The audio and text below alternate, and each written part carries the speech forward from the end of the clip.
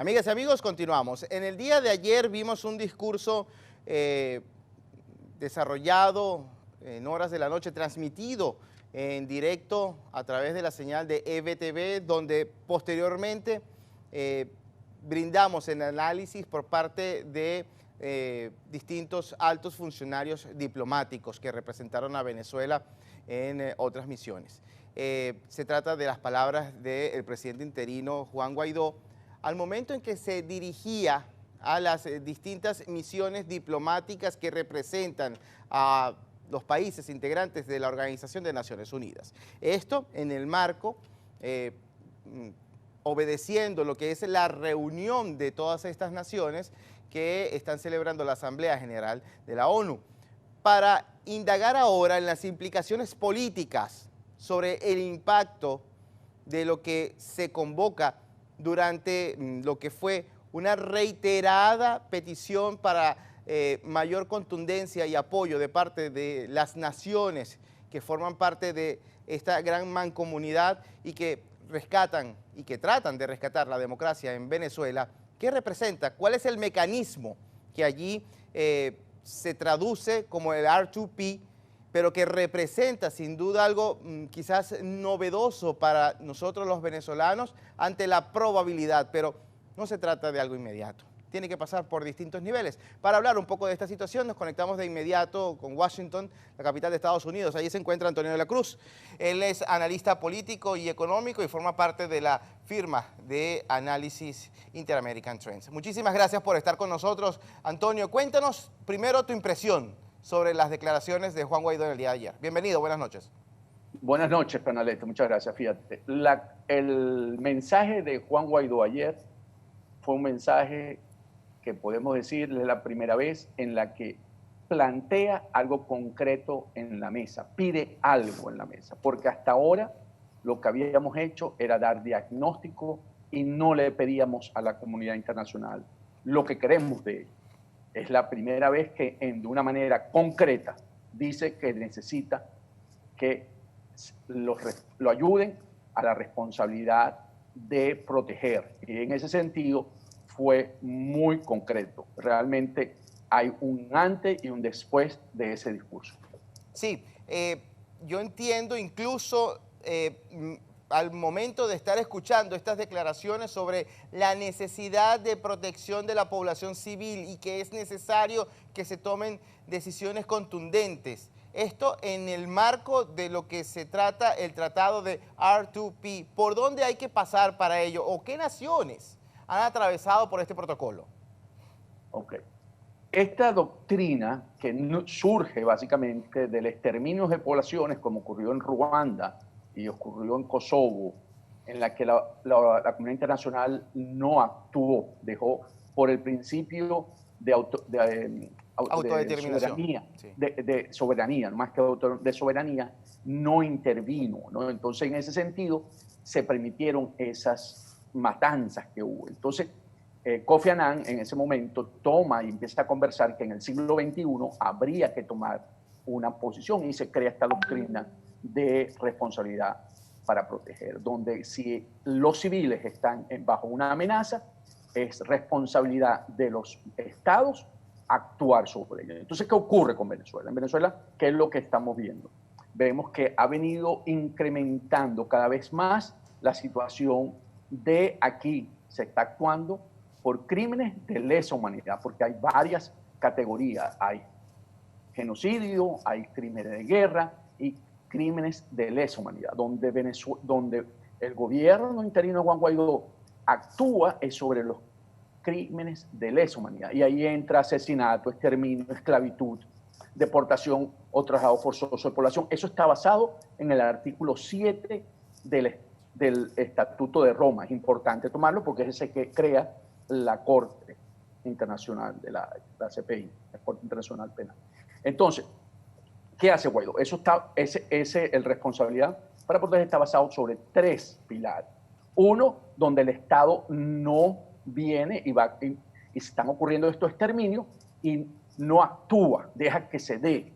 Otro, donde el Estado entiende que no tiene capacidad para controlar esa situación Y el último, cuando le pide y hay una posible intervención militar, que es la última fase. Entonces, cuando uno observa cómo han ido evolucionando los eventos en Venezuela, vemos que el Estado ha permitido que esto ocurra, pero ahora Juan Guaidó es gobierno, es Estado, aunque sea interino, reconocido por 60 países.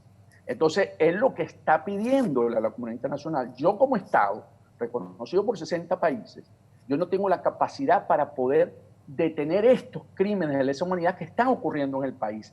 Y ahí está una de las claves importantes. ¿Qué ocurre? ¿Cómo se da? Como tú preguntaste.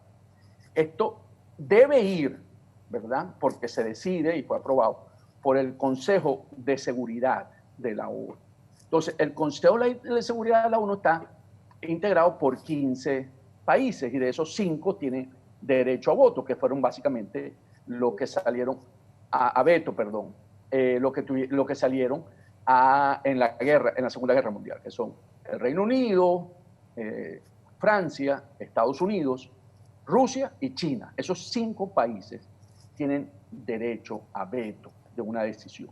Sin embargo, cuando vemos el R2P, como lo llaman, hay posibilidades de que hayan vertientes en donde organismos regionales puedan actuar. Por ejemplo, cuando se dio lo de Libia, que ahí funcionó, pero ahí se extralimitó porque R2P no es para cambiar gobierno, régimen, es para detener la matanza, los crímenes de lesa humanidad en este caso.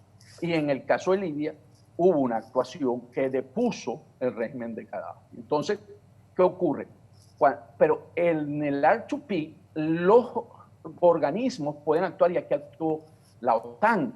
Entonces la OTAN y después informan al Consejo de Seguridad. Entonces, lo que se está abriendo aquí es una posibilidad de que algunos organismos regionales, y aquí tendríamos que revisar doctrina, si a través de la OEA, países que han firmado el TIAR es muy sensible porque hay muchos países que no quieren, porque el TIAR tiene el elemento también de la televisión, pero como una amenaza a los países vecinos, entonces tienen que actuar mancomunadamente. Sí. Entonces, se está creando toda una arquitectura, porque recordemos que también como gobierno, que reconocido por Estados Unidos, él firmó un acuerdo con la DEA, que sí, también entonces le permite a la DEA, si quiere hacer algunas acciones, poder. Entonces aquí lo que se está creando, poco a poco, mucho más rápido que lo que uno puede creer, toda la arquitectura para poder buscar una solución que no es la que se ha querido hasta ahora, pero el régimen, la corporación criminal, ha sostenido reticentemente de que no quiere buscar una solución pacífica. Antonio, y precisamente quisiera indagar en el próximo paso ahora de parte de la comunidad internacional en la próxima parte, porque tenemos que hacer pausa. No se aparten, amigas, amigos, estamos con Antonio de la Cruz, él es analista político y económico, se encuentra conectado con nosotros por la vía digital, analizando esta situación de la solicitud por parte del presidente interino Juan Guaidó a la aplicación del protocolo de R2P. No se aparten, ya venimos. Amigos, continuamos, retomamos la comunicación con Antonio de la Cruz, analista político y económico. Antonio, hablamos ahora de los siguientes pasos para la aplicación de este protocolo, sugerido, solicitado a partir de la exhortación de Juan Guaidó como presidente interino ante las comunidades de los distintos países, las comunidades diplomáticas, misiones de distintas naciones que están representadas incluso en esta importante cita, que sin duda también pasará a la historia por la manera tan sui generis en la que se celebra esta Asamblea General de las Naciones Unidas. Ahora, tomando en cuenta lo que nos has descrito, los escenarios donde se ha aplicado, ¿cuál es el continuo proceder ahora? Estamos hablando de tiempos que se pueden extender, estamos hablando de lapsos que pueden prolongarse, pero los venezolanos quieren quizás vislumbrar algo y decir, dentro de 1 año, 2 años, tendremos que esperar. Ok, como vemos que hay un juego de fuerza entre la corporación criminal de Maduro y la fuerza democrática y la solicitud, entonces la jugada de la fuerza democrática fue pedir que nos ayuden a la responsabilidad de proteger a los demás países que nos reconocen. Aquí ya estamos hablando de 2 gobiernos, si lo queremos ver desde el punto de vista para poder ver el escenario. Vemos el régimen actuando de Maduro y el gobierno interino. Entonces, y aquí entonces vemos que nos corresponde. Entonces, si vamos para poder ver un posible uso de la fuerza para poder, ya que yo no tengo la fuerza militar conmigo para poder resolver la situación, aquí lo que le tocaría ahora a la Fuerza Democrática aprobar en la Asamblea Nacional el artículo 187, numeral 11, que autoriza a fuerzas internacionales a poder actuar en territorio nacional.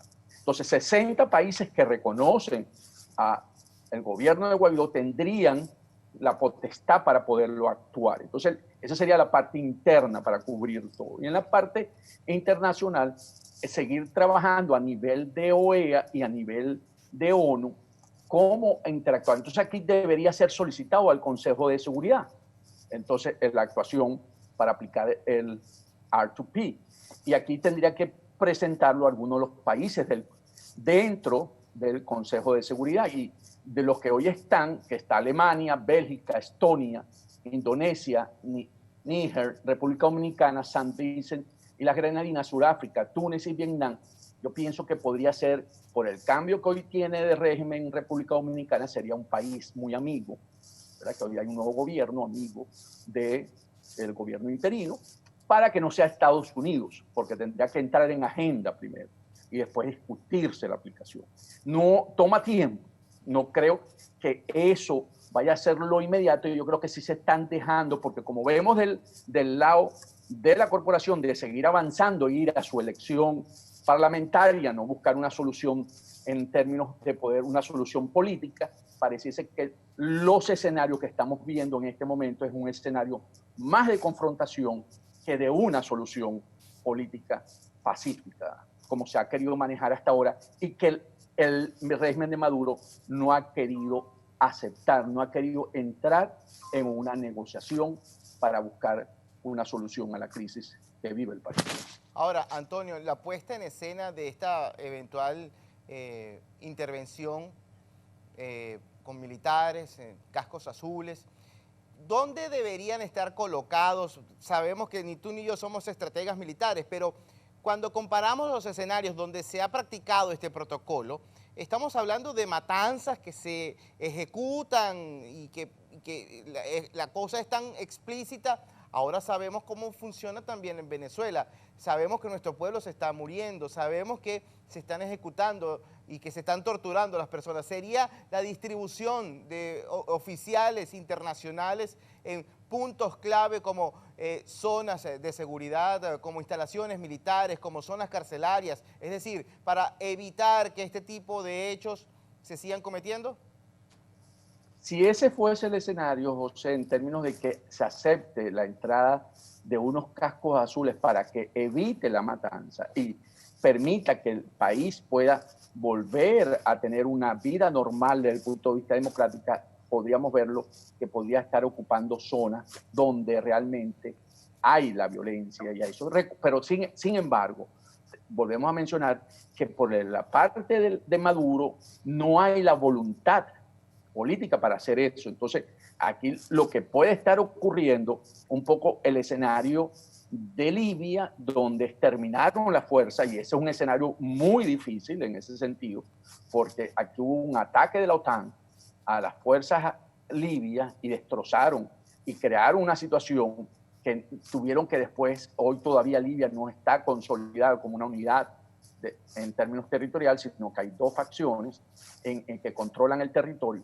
Y entonces aquí, por eso he dicho, se están creando las condiciones porque lo está provocando el régimen de Maduro, que es el escenario que ellos como que quieren en ese sentido para ir a una guerra asimétrica y poder entrar, porque entonces aquí no vas a ver cascos azules, sino que vas a ver la Fuerza Aérea atacando y destruyendo objetivos, debilitándolos para después ocupar. Ese sería el último escenario. No es el deseado.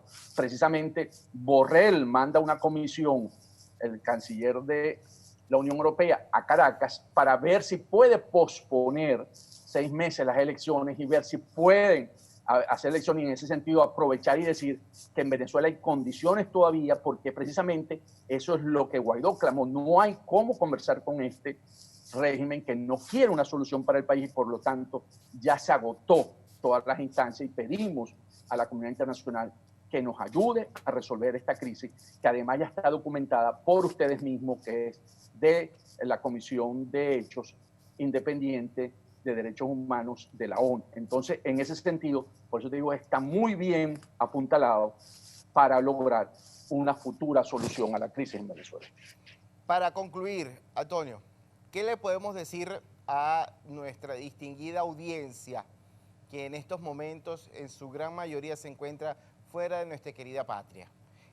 Hay motivaciones, pueden organizarse en distintos países para estimular la participación de esos países, de los gobiernos de esos países en la aplicación de mayor presión, es decir, exigir a las naciones amigas de la democracia, que en estos momentos también son las mismas que han recibido con los brazos abiertos a nuestros hermanos venezolanos a lo largo de todo el hemisferio para que de alguna manera se alivien las cargas, tanto para esos países bondadosos que nos cuentan, nos tienen a nuestros hermanos, así como también para nuestros hermanos los venezolanos. De acuerdo, José, fíjate, nosotros que estamos fuera debemos asumir este informe de la Comisión de Derechos Humanos de la ONU y ir a cada uno de los parlamentos de cada uno de los países donde tenemos representación y donde estamos y exigir que no tenemos de otra manera para poder resolver la situación y pedirle a cada uno de los parlamentos que logren pronunciarse y que tengan una posición en contra de la violación, los crímenes de lesa humanidad que ocurren en Venezuela, porque esa es otra de las partes del R2P, que es seguir generando mucha más presión para ver si al final podemos tener la solución pacífica que todo el mundo ha querido y que el régimen de Maduro, respaldado por la isla de Cuba, no quiere para el país. Antonio, muchísimas gracias. Gracias por esta oportunidad de aclarar un escenario que todavía cobra mucha fuerza en torno al análisis que hay que aplicarle y sobre todo también para entender qué debemos esperar de la comunidad internacional en función de este apoyo que tanto se requiere para el rescate de la democracia en nuestro país. Un gran abrazo a la distancia, Antonio. Cuídate mucho. Igualmente, hermano. Gracias. Hasta la próxima, seguro. Era Antonio de la Cruz. Él es analista político y económico e integrante de la directiva de la firma de análisis Inter-American Trends. No se aparten, ya venimos.